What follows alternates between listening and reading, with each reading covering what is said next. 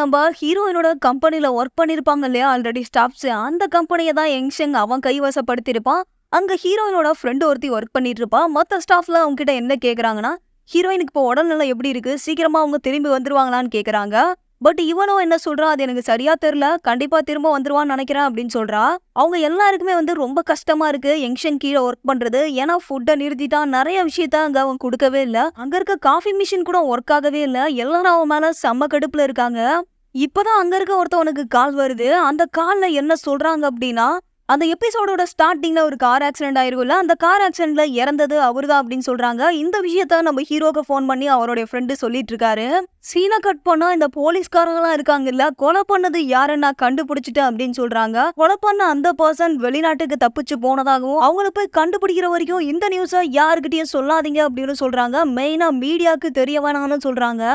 அப்படியே சீனை கட் பண்ணா இந்த ஃபையும் இந்த லேடியும் பேசிட்டு இருக்காங்க. இப்ப அவங்க 2 பேரும் பேசிட்டு இருக்கும் போது அந்த லேடி சொல்றா, நான் போயிட்டு அவளை மீட் பண்ணேன். ஆனா அவ எவ்வளவு திமிரா என்கிட்ட பேசினா தெரியுமா, அவளுக்குலாம் எவ்வளவு பெரிய தண்டனை வேணா கொடுக்கலாம் அப்படின்னு சொல்றா. அப்படியே இவங்க 2 பேரும் ஜெர்மனுக்கு போயிருப்பாங்கல்ல ட்ரீட்மெண்ட்டுக்கு, அதை பத்தி பேசிட்டு இருக்காங்க. நீங்க யாராவது ஜெர்மனுக்கு அமுச்சு வச்சீங்களா அவங்கள கண்காணிக்கிறதுக்கு அப்படின்னு கேட்கும் போது அந்த லேடி என்ன சொல்றானா, அவங்க ஜெர்மன்ல இருந்து திரும்ப வரவே மாட்டாங்க, திரும்ப வந்தாங்கன்னா பிணமா தான் வருவாங்க அப்படின்னு சொல்றா. இதை கேட்ட அந்த ஸ்பைக்கே கொஞ்சம் மனசு உடைஞ்சு போகுதுன்னா பாருங்களேன். அவ தனியா ரூமுக்கு ரொம்ப ஃபீல் பண்றா. ஜெர்மனுக்கு போனா ஹே என்ன கொன்றுவாங்களா அப்படின்னு யோசிக்கிறா. அப்படியே ஒரு பேக்ல இருந்து அந்த செக் வச்சிருப்பா இல்லையா, அந்த காசு கொடுத்திருப்பாளே இவ, அந்த செக் எடுத்து பாக்குறா. இதை பார்த்துட்டு பணமா குணமா பணமா குணமான்னு யோசிச்சுட்டு இருக்கு. ஆக்சுவலா இவ மனசுலயும் கொஞ்சம் ஹீரோ இருக்கும் இல்லையா, அந்த ஹீரோ இப்பதான் வேலை செய்யுது. இந்த பணத்தை விட அவதான் முக்கியம் அப்படின்னு சொல்லிட்டு எப்படியாவது அவளை பொழைக்க வைக்கணும் அப்படின்னு யோசிக்கிறா. இப்ப இவ போயிட்டு நம்ம ஹீரோக்கு கால் பண்றா. ஹீரோ என்ன பண்றாரு, அங்க ஷாப்பிங் பண்ணிட்டு இருக்காருங்க. இவர் கால் பண்ண எடுத்த ஹலோலான்றாரு. பட் கேட்கவே இல்ல. பொறுமையாவே என்ன சொல்றா, நான் தான் பேசுறேன் அப்படின்னு சொன்னோடனே ஹே சொல்லு எப்படி இருக்கு அப்படின்னு கேட்கும் போது அங்க எல்லாரும் நல்லா இருக்கீங்களா அப்படின்னு கேக்குறா.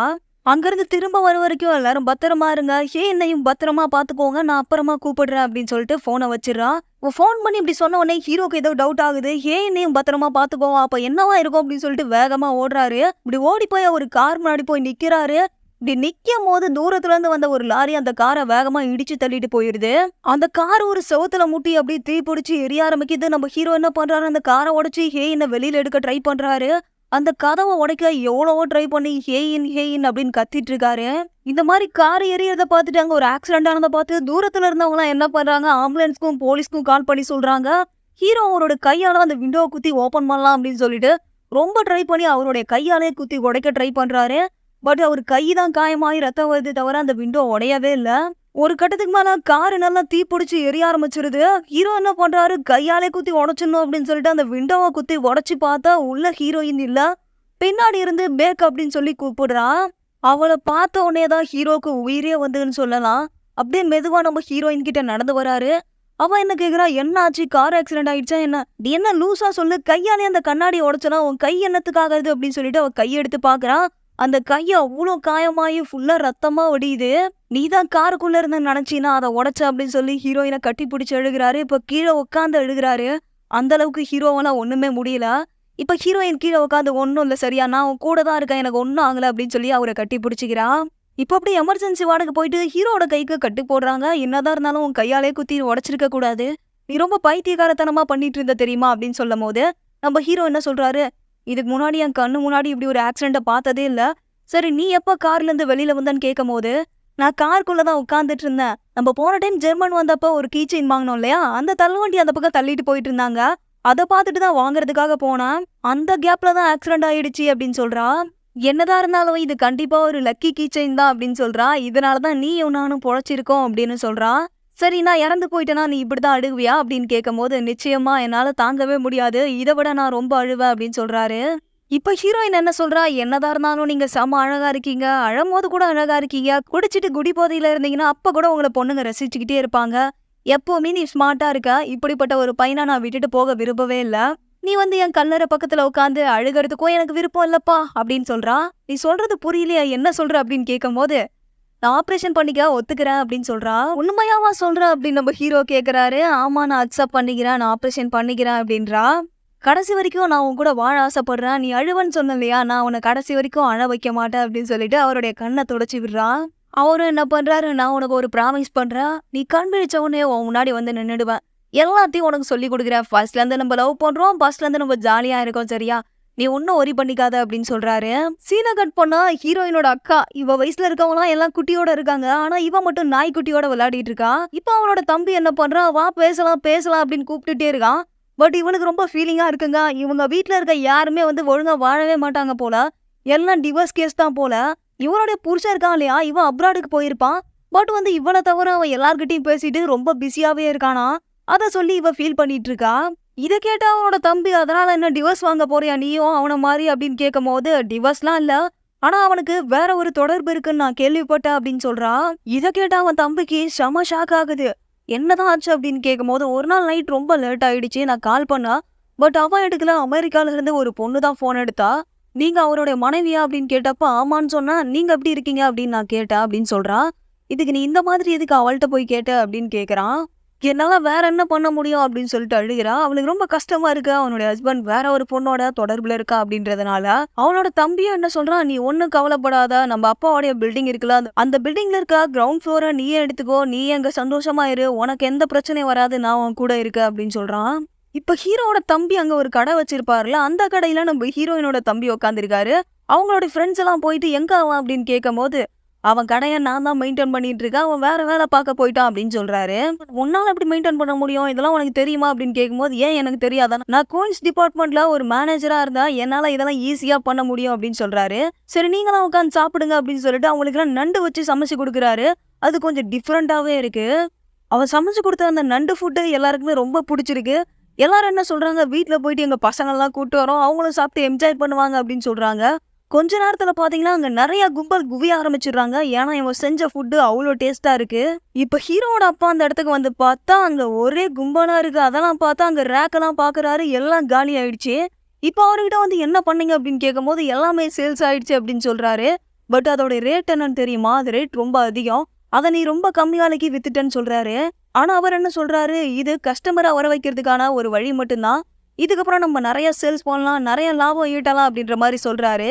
ஆனா, அதுக்கு இவர் என்ன சொல்றாருன்னா, இங்க இருக்க மக்கள் அவ்ளோ விலை உயர்ந்த பொருள வாங்கி சாப்பிட மாட்டாங்க அப்படின்னு சொல்றாரு. இப்ப இவரு செம பல்ப் வாங்கிடுறாரு. வீட்டுக்கு போயிட்டு அவன் ஒய்ஃபும் குழந்தை கூடயும் படுத்து நடந்த எல்லாத்தையும் சொல்றான். அதனால அவன் ஒய்ஃப் என்ன கேக்குறா, என்ன வேலையில இருந்து உன்னை தூக்கிட்டாங்களா அப்படின்னு கேக்குறா. ஆனா அதுக்கு சியோல் என்ன தெரியுமா சொல்றான், நான் மட்டும் திரும்ப ஊருக்கு கிளம்பி வந்துருவேன்னு மட்டும் நினைக்காத. கண்டிப்பா இங்க இருந்து போராடுவேன். இங்க இருந்து தான் நம்ம வாழ்வாதாரத்தை ஸ்டார்ட் பண்ண போறோம் அப்படின்னு சொல்றான். திரும்ப நான் கஸ்டமரை புடிச்சு நிறைய சேல்ஸ் பண்ணி நல்ல ஒரு லாபத்தை எடுப்பேன் அப்படின்னு சொல்றான். இப்ப அவனோட ஒய்ஃப் இருக்கால, அவ படுத்துக்கிட்டே யோசிச்சுட்டு இருக்கா. அவன் யார்கிட்டயோ ஃபோன் பேசுறா. யாருன்னா இவனுக்கும் ஒரு பையனுக்கும் கனெக்ஷன் இருக்கு இல்லையா, அவன்கிட்ட தான் பேசுறா. ஆல்ரெடி பாஸ்ட்ல இவன் கூட வந்து ஒருத்தவன் குடிச்சிட்டு சண்டை போட்டுட்டு இருந்தானே, அவன்கிட்ட பேசுறான். அவன் என்ன பண்றான், நாளைக்கு உன்னை மீட் பண்ணியே ஆகணும் அப்படின்ற மாதிரி சொல்றான். அதுக்காக இவன் கிட்ட என்ன சொல்றான், நாளைக்கு நானும் குழந்தையும் வெளியில ஒரு பூங்கா இருக்கு, அங்க போயிட்டு வரோம் அப்படின்னு பர்மிஷன் கேக்குறான். இவனே என்ன சொல்றான், எனக்கு வேலை இருக்கு, நீ என் குழந்தையும் போயிட்டு வாங்க அப்படின்னு சொல்றான். காலையில விடிஞ்சதும் இவளை தனியா அனுப்ப மனசு வராம இவனும் வந்து இவங்க கூடவே கிளம்பி வந்துடுறான். அங்க போயிட்டு ஜாலியா என்ஜாய் பண்றாங்க குழந்தைய வச்சுட்டு. ஆக்சுவலா இந்த குழந்தை இவரோட குழந்தை தான், அவனோட குழந்தை இல்ல. ஆனாலும் அவனோட குழந்தை மாதிரியே அந்த குழந்தைய பாத்துக்கிறான். இப்ப எல்லாரும் வீட்டுக்கு போலாம் அப்படின்னு சொல்லிட்டு 2 பேரும் வீட்டுக்கு வராங்கப்பா. வரும்போது அவன் என்ன சொல்றா, எனக்கு காஃபி வேணும், ரொம்ப குளிரா இருக்கு அப்படின்னு சொல்றா. இப்படி சொன்னதும் அங்க இருக்க ஒரு சிட்டிங் பெஞ்ச்ல உட்கார வச்சு அவ கையில எல்லாம் கிளவுஸ் எல்லாம் போட்டு விடுறான். அப்படியே கழுத்துல மப்ளர் எல்லாம் போட்டு இங்கவே உட்காந்துரு, நான் போய் காஃபி வாங்கிட்டு வரேன் அப்படின்னு சொல்லிட்டு குழந்தையும் அவளையும் அங்கேயே விட்டுட்டு அவன் காஃபி வாங்குறதுக்காக போறான். இவன் போன கேப்ல இவ குழந்தைய கூட்டிட்டு அவ கிளம்பி போயிடுறா. அவ வேற இவளுக்கு போன் பண்ணி மிரட்டிட்டே இருக்கானா. அதனால இவளுக்கு வேற வழியே தெரியல. இவனை ஏமாத்திட்டு போறதை தவிர வேற வழியே இல்ல. போயிட்டு இவனும் ஆசாசியா காஃபி கூல்ட்ரிங்க்ஸ் அது இதுன்னு சொல்லிட்டு குழந்தைக்கு பலூன்லாம் வாங்கிட்டு வந்து பார்த்தா அந்த இடத்துல அந்த குழந்தையும் அவனும் இருக்க மாட்டாங்க. எங்க போனாங்களோ ஏதாச்சும் சொல்லிட்டு ஃபோன் பண்ணி பார்த்தா மொபைல் சுவிட்ச் ஆஃப்ல வருது. என்ன பண்றதுன்னு தெரியாம அந்த பூங்காவை சுத்தி சுத்தி தேடுறான். அங்க நின்று அழுதுட்டு இருக்கான். பட் இவனும் என்ன பண்றா, குழந்தைய கூட்டிட்டு அந்த பூங்கால இருந்து வெளியே போயிட்டு இருக்கா. இப்ப அவன் என்ன பண்றான், எல்லா இடத்துலயுமே வந்து அலௌன்ஸ் பண்றதுக்கு ஒரு இடம் இருக்கும் இல்லையா, யாராவது தொலைஞ்சு போயிட்டாங்கன்னா அந்த மாதிரி ஒரு இடத்துக்கு போயிட்டு இந்த மாதிரி 31 வயசு ஒரு பொண்ணையும் ஒரு குழந்தையும் காணோம், என்னோட மனைவி தொலைஞ்சு போயிட்டாங்க அப்படின்னு சொல்லிட்டு அலௌன்ஸ் பண்றான். அவன் அங்க அலௌன்ஸ் பண்றது இவ காதுல நல்லாவே விழுது. அவன் அப்படி அலௌன்ஸ் பண்ணும் போது பக்கத்துல இருந்த எல்லாரும் என்ன சொல்றாங்கன்னா, அவன் கண்டிப்பா வந்து ஒரு நல்லாவே இருக்க மாட்டான், ஒழுங்கா பாத்துட்டு இருந்திருக்க மாட்டான், அதனாலதான் அவன் மனைவி அவனை விட்டுட்டு ஓடி போயிட்டா போல அப்படின்னு பேசிட்டு இருக்காங்க. இப்ப இங்க இருந்து அவ கேட்டா இல்லையா, அதுல அவன் என்ன சொல்லிட்டு இருக்கான்னா, தயவு செஞ்சு என்னை விட்டு போகாத, நான் உனக்கு எல்லாமே செஞ்சு கொடுக்குறேன், இதுக்கப்புறம் உனக்கு பிடிச்ச மாதிரிலாம் இருக்கிறேன் அப்படின்னு சொல்லி அழுகிறான். அதாவது அந்த மைக்லயே அழுதுட்டு இருக்கான். அதெல்லாம் இவ கேட்டுட்டு மனசொடைஞ்சு போயிட்டு பக்கத்துல பேசிட்டு இருந்தாங்களே அவங்க கிட்ட போய் என்ன சொல்றான், அவர் ரொம்ப நல்லவரு, நீங்க அவரை பத்தி தப்பாலாம் பேசாதீங்க. நான் தான் அவருடைய மனைவி அப்படின்னு சொல்றா. சொன்னது மட்டும் இல்ல, அவன விட்டுட்டு போறதுக்கு மனசு வராம திரும்ப அங்கருந்து அலோன்ஸ் பண்ணான் இல்லையா, அந்த இடத்துக்கே போறா. அங்க போனா அவன் உள்ள மனசொடைஞ்சு போய் உட்காந்துருக்கான். இவ வெளியில நிக்கும்போது அவன் உள்ளேருந்து வெளியில வந்து, "எதுக்கு என்ன விட்டுட்டு போக பாத்த?" அப்படின்னு கேட்கும்போது, "நீ எதுக்காக இங்க வந்து அலோன்ஸ் பண்ண? என்னால போக முடியல உன்ன விட்டுட்டு" அப்படின்னு சொல்றான். உடனே அவன் அழுதுகிட்டே வந்து இவள கட்டி புடிச்சுக்கிறான். ஆனா ஒரு விஷயங்க, டைரக்டர் லவ் ஆன செம்மையா அடி வாங்கியிருப்பாரு போல. அதனால தான் லவ் சீக்வென்ஸ் எல்லாம் வச்சு பிரிச்சு மேய்ஞ்சிருக்காருன்னு சொல்லலாம். அவனும் திரும்ப கட்டி புடிச்சு, "இதுக்கப்புறம் என்ன மன்னிச்சிரு. இதுக்கப்புறம் நான் இந்த மாரி பண்ண மாட்டேன். உன்ன விட்டுட்டு போகவே மாட்டேன்" அப்படின்னு சொல்லி அழுகுறா. ஜெர்மன்ல ஆல்ரெடி வந்து ஹீரோவும், ஹீரோயினும் நெறைய இடத்துக்கு போய் சுத்தி பார்த்திருப்பாங்க இல்லையா? அந்த இடத்துக்குலாம் ஹீரோயின் போயிட்டு தனியா சுத்தி பார்க்குறா. அங்க போகும்போது இவங்க 2 பேரும் சேர்ந்து என்னென்ன வாங்குனாங்க, எங்கெங்க போனாங்க, என்னென்ன பண்ணாங்க அப்படின்ற நினைவுகள்லாம் இவளுக்கு வந்துட்டு வந்துட்டு போகுது. ஹீரோயின் அப்படியே இதெல்லாம் பார்த்துட்டு நடந்து போயிட்டே இருக்கா. இப்ப குட்டியா ஒரு பையன் கியூட்டா இருக்கான். முறிச்சு வச்ச ஜப்பான்காரன் மூஞ்சி மாதிரியே இருக்கான். அவன் நம்ம ஹீரோயினை பார்த்து அழகா அப்படியே கை காட்ட, இவளும் அதை பார்த்து அப்படியே சிரிக்கிறா. சீனை கட் பண்ணா நம்ம ஹீரோவும் ஹீரோயினும் அப்படியே பெட்ல படுத்திருக்காங்க. ஹீரோயின் என்ன சொல்றா அப்படின்னா, "இங்க எனக்கு இதான் லாஸ்ட் நைட்டு. அதனால என்கிட்ட ஏதாவது சொல்லணும்னா இப்பவே சொல்ல" அப்படின்னு கேக்குறா. ஹீரோவும் இது ஒன்றும் லாஸ்ட் நைட் கிடையாது, நம்ம எப்பவும் இங்க வந்து இதே மாதிரியே படுத்திருப்போம் அப்படின்னு சொல்றாரு. கொஞ்ச நேரத்துல 2 பேரும் கண்ணாலே பேசிக்கிறாங்க. "சொல்லு சொல்லு" அப்படின்றா ஹீரோயின் கண்ணாலே. பட் ஹீரோ திரும்பி படுத்துட்டு, "அதெல்லாம் ஒண்ணும் இல்ல, என்கிட்ட சொல்றதுக்கு எதுவும் இல்ல" அப்படின்னு சொல்றாரு. இப்ப ஹீரோயின் மேல எழுந்து உட்காந்து அவரோட கண்ணத்தை புடிச்சு, "தயவு செஞ்சு நீ சொல்லி ஆகணும்" அப்படின்றா. இப்ப அவரும் எழுந்து உட்காந்து, "நீ வற்புறுத்தி கேக்குறதுனால ஒண்ணே ஒண்ணு உன்கிட்ட சொல்றேன்" அப்படின்றாரு. அப்படியே என்னென்னவோ பேசிட்டு இருக்காரு. என்னென்னவோ பேசிக்கிட்டே இருக்கும்போது, "ஐ லவ் யூ" அப்படின்னு சொல்லிடுறாரு. "என்னது எனக்கு புரியல, என்ன சொன்ன?" அப்படின்னு கேட்கும்போது, "நான் உன்னை காதலிக்கிறேன்னு சொன்னேன்" அப்படின்றாரு. இவர் சொன்னதை ஹீரோயின் அப்படியே ஷாக் ஆகி அப்படியே பொறுமையா பார்த்துட்டு இருக்கா. "நான் இததான் சொல்ல விரும்பினேன், உன்கிட்ட வேற எதுவும் சொல்ல விரும்பல. நான் உன்னை காதலிக்கிறேன், எப்பவும் காதலிப்பேன், காதலிச்சுக்கிட்டே இருப்பேன், அதை தான் நான் உன்கிட்ட சொல்லணும்" அப்படின்னு சொல்லிட்டு நம்ம ஹீரோயினோட கையை பிடிச்சிக்கிறாரு. ஹீரோயின் என்ன பண்றா, "ஒரு நிமிஷம் வெயிட் பண்ணுங்க" அப்படின்னு சொல்லிட்டு பக்கத்துல இருந்து ஒரு டிராவ்ல இருந்து ஒரு டைரி எடுத்து கொடுக்குறா. ஒரு டைரி எடுத்து கொடுத்து, "நீங்களும் நானும் வாழ்ந்த வாழ்க்கை, இது வரைக்கும் லைஃப்ல நடந்ததை எல்லாத்த பத்தியும் இதுல எழுதியிருக்கேன். ஆப்ரேஷன் முடிஞ்சதுக்கு அப்புறம் நான் மேபி மறந்து போனாலும் போகலாம். இந்த மாதிரி ஒரு டைரி இருக்கிறதா, நீங்க இந்த டைரி என்கிட்ட கொடுங்க ஆப்ரேஷன் முடிஞ்சதுக்கு அப்புறம்" அப்படின்னு சொல்லிட்டு அந்த டைரியை ஹீரோ கிட்ட கொடுக்குறா. ஹீரோ என்ன பண்றாரு, எப்ப இந்த டைரி ஏதுன அப்படின்னு சொல்லிட்டு அதை ஓபன் பண்ண வராரு. பட் ஹீரோயின் என்ன பண்றா, அதை தடுத்துட்டு, "இப்போ ஓபன் பண்ணக்கூடாது. நான் ஆப்ரேஷன் பண்ணி உள்ள படுத்திருந்தேன்னு வச்சுக்கோயேன், அப்ப நீ வெளியில வெயிட் பண்ணுவ இல்லையா, அப்ப படி, அதுவும் எல்லாரும் முன்னாடியும் படிக்காத, சீக்கிரட்டா உட்காந்து படி" அப்படின்னு சொல்றா. இப்படி சொன்னதும் ஹீரோ என்ன பண்றாரு, "சரி வா படுத்து தூங்கலாம்" அப்படின்னு சொல்லிட்டு ஹீரோயினை கட்டி பிடிச்சிட்டு அங்கவே படுத்து 2 பேரும் தூங்கிடுறாங்க. சீனை கட் பண்ணா ஹீரோவோட வில்லேஜ் தான் காமிக்கிறாங்க. அங்க ஹீரோவோட அம்மா என்ன பண்றாங்க, போனை கையில வச்சுட்டு பரபரப்பா வெயிட் பண்ணிட்டு இருக்காங்க. அவர் அப்பா வந்து என்ன சொல்றாரு, "ஜெர்மன்ல 10 மணிக்கு தானே ஆப்ரேஷன் பண்ண போறாங்க, நீ அதுக்குள்ள பதட்டமா இருக்குன்னு" கேட்கும்போது, "இப்பவே மணி 9:50 ஆச்சு, இன்னும் 10 நிமிஷத்துல ஆப்ரேஷன் பண்ணிடுவாங்க" அப்படின்னு சொல்றா. அப்படியே அவங்க பரபரப்பா இருக்கு. இன்னொரு பக்கம் ஹீரோயினோட அம்மாவும் பியோமும் பரபரப்பா உட்காந்துருக்காங்க. இப்ப ஹீரோயினோட அப்பா ஓடி வந்து, "உங்கள்ட்ட ஒரு குட் நியூஸ், ஹே இன்னைக்கு வந்து ஆப்ரேஷன் பண்ண போறாங்களாம், கண்டிப்பா ஆப்ரேஷன் நல்லபடியா தான் நடக்கும்" அப்படின்னு சொல்றாரு. இவங்களும் நல்லபடியா தான் நடக்கும், எந்த பிரச்சனையும் இருக்காது அப்படின்னு சொல்றாங்க. சீனை கட் பண்ணா நம்ம ஹீரோயினை ஸ்ட்ரக்சர்ல வச்சு ஹாஸ்பிட்டலுக்குள்ள தள்ளிட்டு போறாங்க. இப்படி தள்ளிட்டு போகும்போது ஹீரோயின் என்ன சொல்றா, "கொஞ்ச நேரம் வெயிட் பண்ணு" அப்படின்னு சொல்லிட்டு நம்ம ஹீரோ கையை பிடிச்சிட்டு பக்கத்துலேயே தான் வந்துட்டு இருக்காரு. அவர்கிட்ட என்ன சொல்றா, "இங்க இருந்து எங்கேயும் போக மாட்டீங்கல்ல" அப்படின்னு கேக்குறா. அவனும் வந்து, "நான் எங்கேயும் போக மாட்டேன், இங்கேயே தான் வெயிட் பண்ணுவேன்" அப்படின்னு சொல்றாரு. "தயவு செஞ்சு எங்கேயும் போகாதீங்க, நான் கண்ணை திறக்கும் போது நான் உங்களை தான் ஃபர்ஸ்ட் பார்க்கணும், ப்ளீஸ் எங்கேயும் போகாதீங்க" அப்படின்னு கெஞ்சவும், அவர் என்ன சொல்றாரு, "நான் எங்கேயும் போக மாட்டேன், இங்கேயே தான் வெயிட் பண்ணுவேன்" அப்படின்னு சொல்ல, "ஒருவேளை நான் கண்ணை திறக்கும் போது நீங்க யாருன்னு எனக்கு தெரியாம இருந்தா அப்ப என்ன பண்ணுவீங்க" அப்படின்னு கேக்குறா. "இது எல்லாத்தையும் நான் பாத்துக்கிறேன், நீ நல்லபடியா போயிட்டு திரும்பி வந்தா மட்டும் போதும்னு" சொல்ல, ஹீரோயினும் அப்படியே வந்து, "நான் போயிட்டு கண்டிப்பா திரும்ப வருவேன், உனக்காக வருவேன்" அப்படின்னு சொல்லிட்டு இருக்கா. இப்ப அந்த நர்ஸ்லாம் இருக்காங்கல்ல, அவங்களாம் அந்த ஸ்ட்ரக்சரை வச்சு அப்படியே இழுத்துட்டு போறாங்க. ஹீரோ அப்படியே அவ கையை விட முடியாம பிடிச்சிருக்காரு. ஒரு வழியா அவளை ஆபரேஷன் தியேட்டருக்குள்ள கொண்டு போயிடுறாங்க. ஹீரோ ஆபரேஷன் தியேட்டர் வெளியில நின்று அப்படியே அழுதுகிட்டு இருக்காரு. ரொம்ப கஷ்டமாவும் இருக்கு. ஒரு பக்கம் அவளுக்கு ஆபரேஷன் பண்ண போறாங்கன்னு, இன்னொரு பக்கம் அவன் உயிரோட வந்துருவா, அதுக்கப்புறம் அவளுக்கு எந்த பிரச்சனையும் இருக்காது அப்படின்ற சந்தோஷத்துலயும் இருக்காரு. தாங்க முடியாம கீழே உட்காந்து அழுகிறாரு. ரொம்ப நேரமா வெயிட் பண்ணி பாத்துட்டு இருக்காரு. இப்ப அந்த கையில வச்சிருந்தா இல்லையா டைரி, அந்த டைரியை படிக்கிறதுக்காக கையில வச்சு பாத்துக்கிட்டே இருக்காரு. பட் உள்ள இருந்து எந்த ரிசல்ட்டும் வரவே இல்ல. ஒரு கட்டத்துக்கு மேல, "ஹேனுக்கு ஆபரேஷன் முடிஞ்சிருச்சு, அவங்க நல்ல நிலைமையில இருக்காங்க" அப்படின்னு சொல்லிட்டு அங்க இருக்க டிவில டிஸ்பிளே ஆகுது. அதை பார்த்த உடனே தான் அவருக்கு நிம்மதியாவே ஆகுது. இப்படியே ஒரு நிம்மதியா உட்கார்ந்து இருக்கும் போது யாரோ 4-5 பேர் உள்ள வராங்க. யாருன்னு இவருக்கு புரியல. "நீங்க யார்?" அப்படின்னு கேட்கும் போது, "நாங்க ஜெர்மன் போலீஸ் ஸ்டேஷன்ல இருந்து வந்திருக்கோம்" அப்படின்னு சொல்லவ, "எதுக்காக நீங்க இங்க வந்திருக்கீங்க?" அப்படின்னு கேக்குறாரு. "நீங்க பியோம கொலை பண்ணிட்டீங்க, தப்பிச்சு வந்துட்டீங்க, அதனால உங்களை கைது பண்ண வந்திருக்கோம்" அப்படின்னு சொல்றாங்க. ஹீரோக்கு ஒண்ணுமே புரியல. "எது நான் கொலை பண்ணனா? எனக்கு எதுவுமே தெரியாது" அப்படின்னு சொல்றாரு.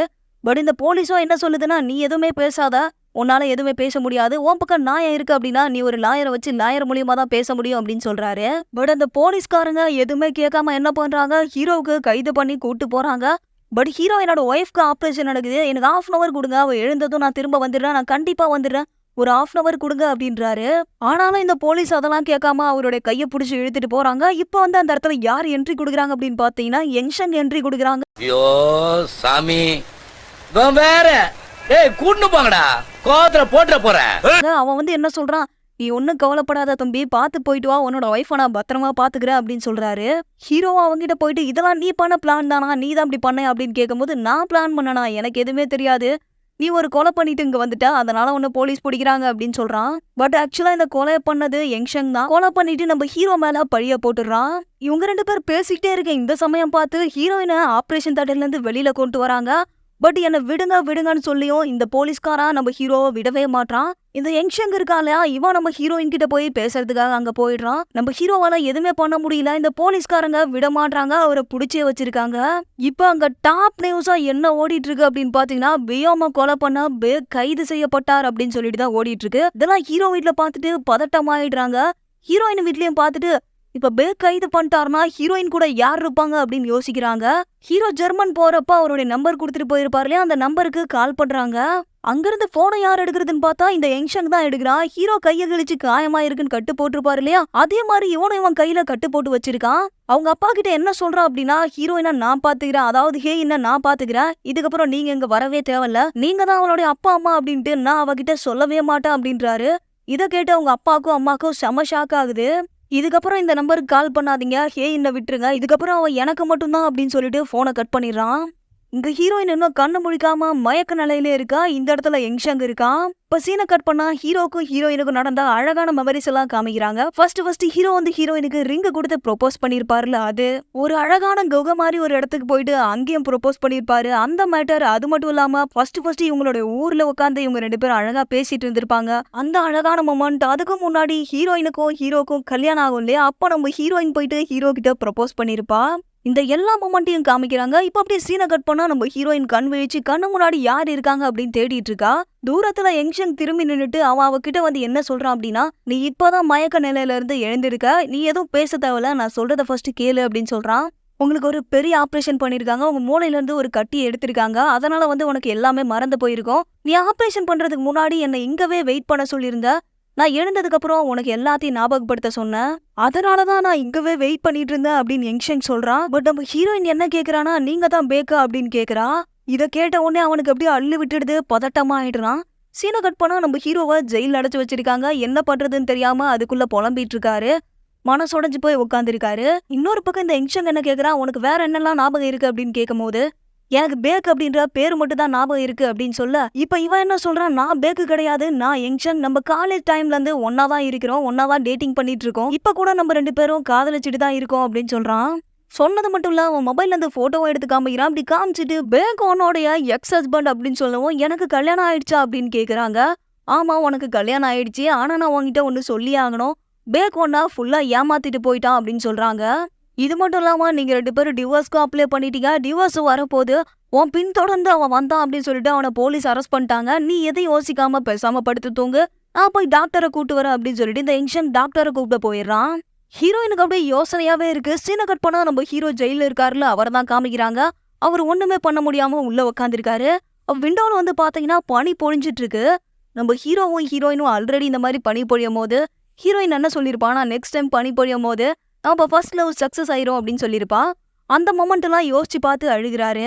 ஒரு பக்கம் ஹீரோ இந்த விண்டோவை பார்த்து அழுதுகிட்டு கஷ்டப்பட்டுட்டு இருக்காரு. இன்னொரு பக்கம் ஹாஸ்பிட்டல்ல ஹீரோயின் என்ன பண்றா, இதே மாதிரி விண்டோ கிட்ட உட்காந்து அந்த பனி பொழியறத பாத்துட்டு இருக்கா. இப்ப உள்ள வந்த யங்ஷங் என்ன பண்றா, அந்த ஸ்கிரீன் எல்லாம் தள்ளி விட்டு நல்லா பாரு அப்படின்னு சொல்லிட்டு இருக்கான். ஹீரோயின் என்ன பண்றா, கைய தூக்கி அந்த பனியை தொடலாம் அப்படின்னு போறா. இப்ப கையில இருந்த ரிங் இல்ல இல்லையா, அதை பார்த்து அப்படியே ஆச்சரியமாயிரா.